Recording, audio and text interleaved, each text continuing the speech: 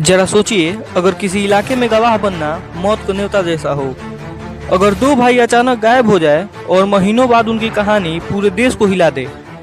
ये सिर्फ एक अपराध नहीं था, ये डर था वो सोच का जिसने सिवान को हमेशा के लिए बदल दिया।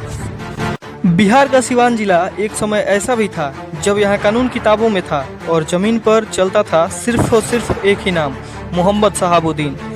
शहाबुद्दीन साहब का जन्म 10 मई 1967 को बिहार के सिवान जिले में हुआ था। एक साधारण परिवार में हुआ था, लेकिन जैसे जैसे वो बड़े हुए उनका झुकाव पढ़ाई से ज़्यादा ताकत और दबदबे की तरफ बढ़ने लगा। कहा जाता है कि कॉलेज के दिनों में ही उनका नाम छोटे मोटे झगड़ों और मारपीट में आने लगा था। यहीं से शुरू हुआ एक ऐसा रास्ता जो आगे चलकर डर का पर्याय बन गया।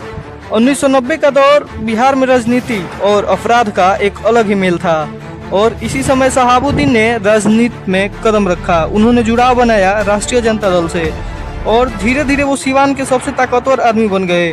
1990 में पहली बार विधायक बने, 1996 में सांसद बने। इसके बाद लगातार कई बार लोकसभा चुनाव जीते और वो सिर्फ एक नेता नहीं थे, वो एक सिस्टम बन चुके थे। लेकिन उनकी पहचान सिर्फ राजनीति तक सीमित नहीं रही। उन पर कई गंभीर आरोप लगे, हत्या के मामले में, अपहरण और रंगदारी के मामले में, अवैध हथियार रखने के आरोप। कई रिपोर्ट्स के अनुसार उन पर 30 से ज़्यादा आपराधिक मामले दर्ज हुए थे। सबसे चर्चित मामला था तेजाब कांड।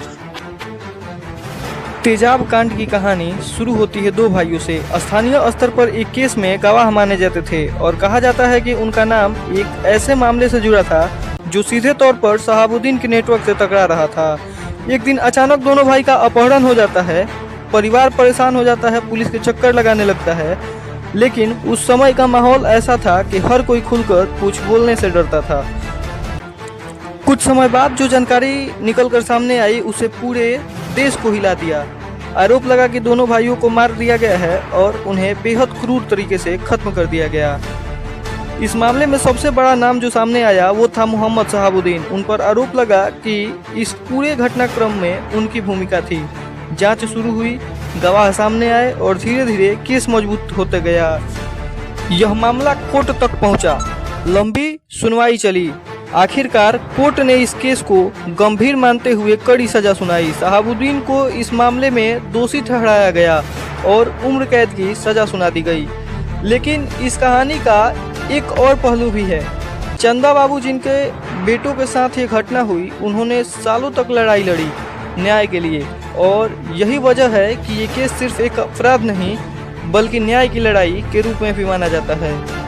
ये घटना सिर्फ एक केस नहीं थी, ये उस दौर की सच्चाई थी जब गवाह बनना भी जान जोखिम में डालने जैसा था। और यही तेजाब कांड मोहम्मद शहाबुद्दीन की छवि को पूरे देश में हमेशा के लिए बदल गया। दोस्तों, उस दौर में सिवान में एक अजीब सा माहौल था। कहा जाता है कि लोग डर के कारण खुलकर बोलते नहीं थे। कुछ लोग उन्हें अपना रक्षक मानते थे तो कुछ के लिए वो खौफ का दूसरा नाम थे। लेकिन समय हमेशा एक जैसा नहीं रहता। धीरे धीरे कानून ने अपनी पकड़ मजबूत की और जो नाम कभी डर का प्रतीक था वो जेल की दीवारों के अंदर सीमित हो गया। ये कहानी सिर्फ एक घटना की नहीं है, ये उस दौर की सच्चाई है जब डर सच से बड़ा हो गया था, लेकिन आखिरी में सच ने डर। यही है शहाबुद्दीन की कहानी। तो दोस्तों, आज के बाहुबली सेशन के चैप्टर 2 में हम लोग शहाबुद्दीन के बारे में जाने।